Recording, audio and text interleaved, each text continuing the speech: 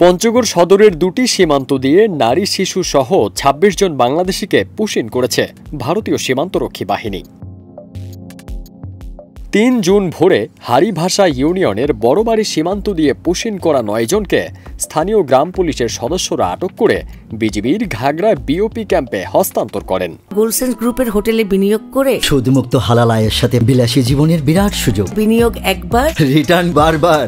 অন্যদিকে চাকলাহাট ইউনিয়নের খুনিয়াপাড়া সীমান্ত দিয়ে পুশিন হওয়া ১৭ জনকে আটক করে বিজিবির সিংরোড বিওপি ক্যাম্প। পরে বিজিবি ২৬ জনকে পঞ্চগড় সদর থানা পুলিশের কাছে হস্তান্তর করে।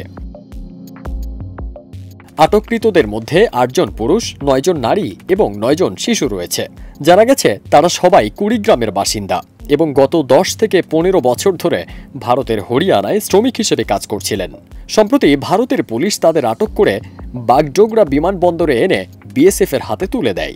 এরপর বিএসএফ তাদের রাতের আধারে সীমান্ত পার করিয়ে বাংলাদেশে পাঠিয়ে দেয়। পঞ্চগড় সদর থানার ওসি আবদুল্লাহিল জামান জানান, আটককৃতদের পরিচয় নিশ্চিত করে পরবর্তী আইনি ব্যবস্থা নেওয়া হবে। ফারদিন সানি, দেশ রূপান্তর।